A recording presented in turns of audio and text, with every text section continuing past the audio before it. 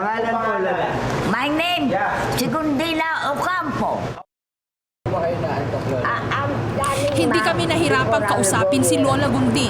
Malinaw kasi siya kung magsalita at may pa-English-English pa. Ano po yun, di ba, Lola? Ba't po kayo magkaiba na apelido? Ay, siyempre, ibang tatay niya ibang tatay ko.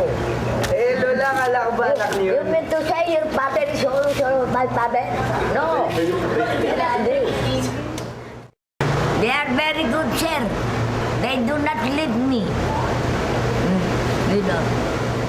Maski nawawala, hindi maitatagong may pagka-komedyante ang matanda. Tila hindi nauubusan ng kwento at panayang biro.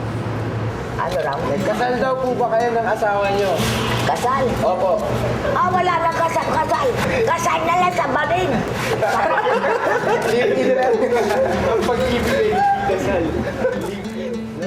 Pero tulad nga ng sabi ng iba, ang mga taong mahilig magpatawa, siyang may mabibigat na problema. Ayon kay Lola Gunding, ginugol daw niya ang bawat araw sa pamamalimos sa kalsada. Umiiyak ako ng tulong. Because, sir, I'm very poor. Sometimes, I did not eat because I have no bread. That's why I'm going around asking for help. Sa gitna ng aming masayang kwentuhan, biglang sumingit sa aming usapan ang isa naming kaopisina. Pamilyar daw sa kanya si Lola. Si Lola ba? Saan niyo siya nakita? Kilala ko siya kasi minsan humingin sa akin ng pera yan eh. Ano? Sa Santa Mesa?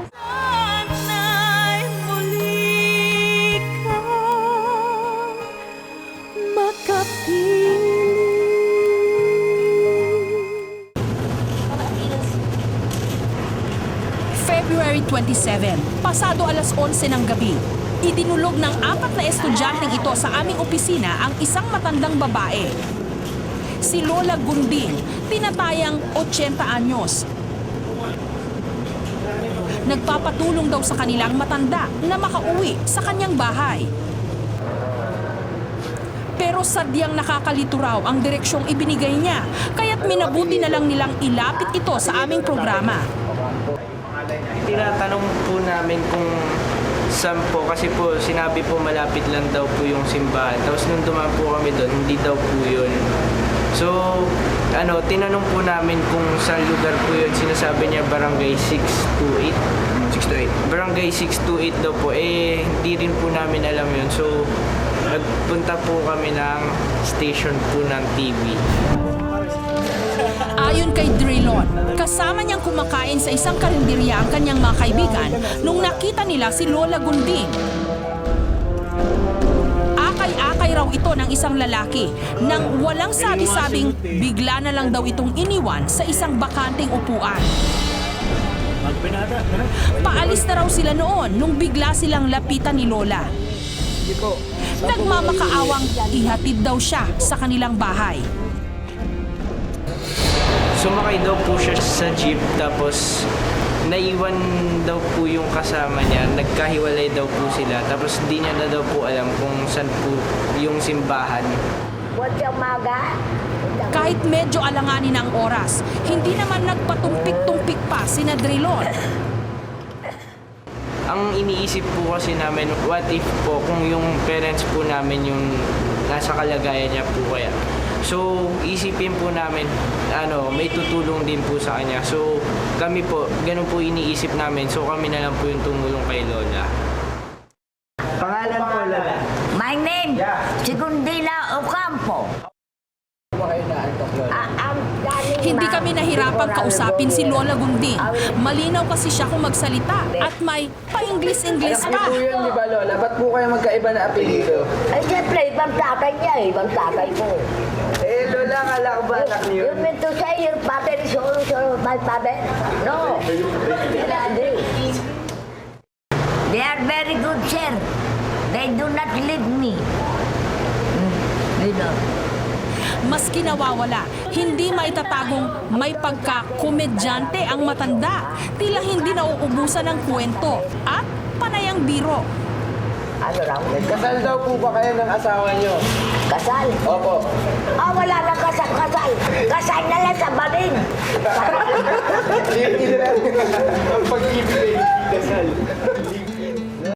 Pero tulad nga ng sabi ng iba, ang mga taong mahilig magpatawa, siyang may mabibigat na problema. Ayon kay Lola Gundi, ginugol daw niya ang bawat araw sa pamamalimos sa kalsada. Umiiyak ako ng tulong. Because, sir, I'm very poor. Sometimes, I did not eat because I have no bread. That's why I'm going around asking for help. Sa aming pakikipag-usap sa kanya, narito ang mga ibinahagi niyang impormasyon. Segundina Ocampo, ang buo raw niyang pangalan. 76 na taong gulang na raw siya. Sa may simbahan daw ng Santa Mesa siya malimit tumambay.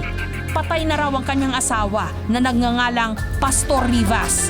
2 raw ang kanilang naging anak, sina Jaime at Renato. At ang kasakasama raw niya ngayon sa bahay, ang apo niya na si Marilu Ponce. Sa gitna ng aming masayang kwentuhan, biglang sumingit sa aming usapan ang isa naming kaopisina. Pamilyar daw sa kanya si Lola. Si Lola ba? Saan niyo siya nakita? Kilala ko siya kasi minsan lumingin sa akin ng pera yan sa Santa Mesa, sa may malapit lang sa school namin. Hirap man sa paglalakad si Lola Gunding, game na game pa rin siyang sumama sa amin para hanapin ang kanyang bahay.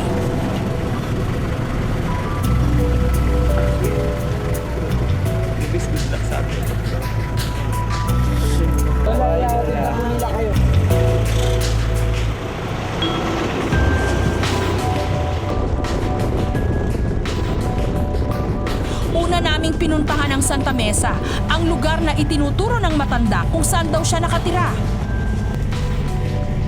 Habang nasa sasakyan, panay ang palingalinga ni Lola.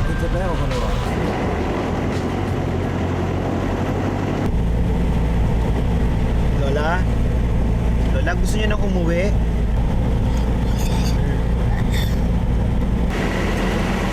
Dahil sa dinaramdam ni Lola Gunding ang kanyang paa, hindi na ito nakababa pa. Malapit na barangay 1 dito.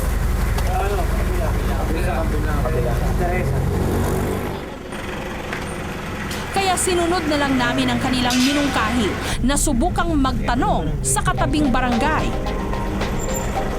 Kuya, excuse po. Namumukha niyo ba, kuya? Nalito po siya dun sa may simbahan na hinihilaw. Taga-Mascom yan. Kilala ko yung taga rito sa may,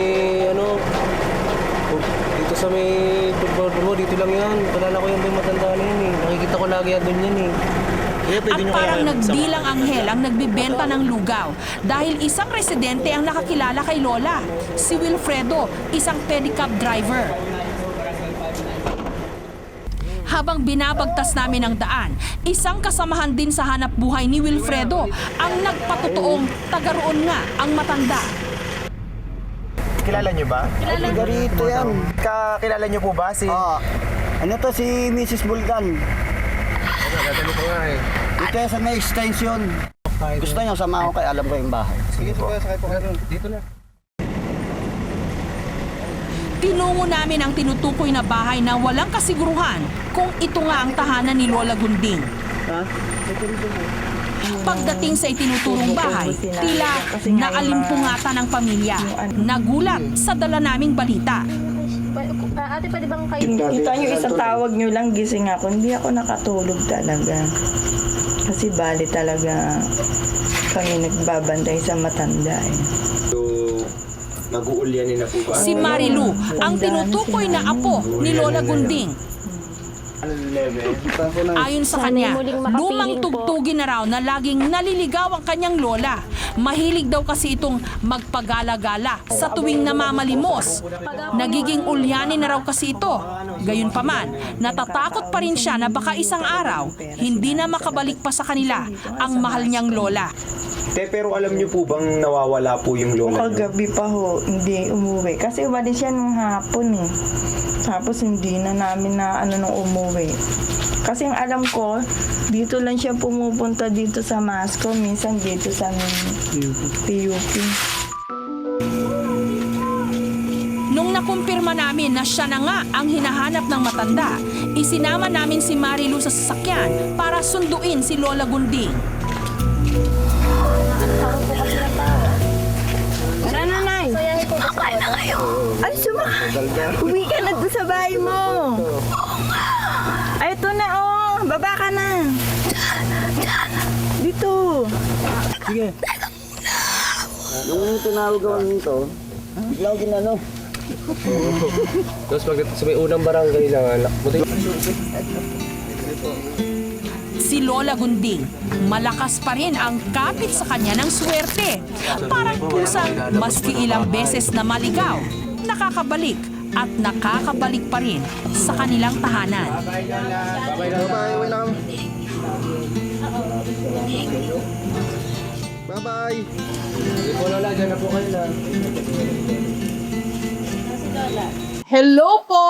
Kamusta ho kayo? Alam niyo ho, bago po kami nagtampok ng mga reunion stories sa KMJS, nauna na po dyan yung aming programang Sana'y Muling Makapiling at Reunions sa ganyang mga kwento. At ngayon, ang good news po, mapapanood nyo na ang full episodes ng mga ito. Mag-subscribe lamang po sa GMA Public Affairs YouTube channel at ganun din po sa GMA Public Affairs Facebook account. Kita-kita po tayo at mabuhay po ang mga pamilyang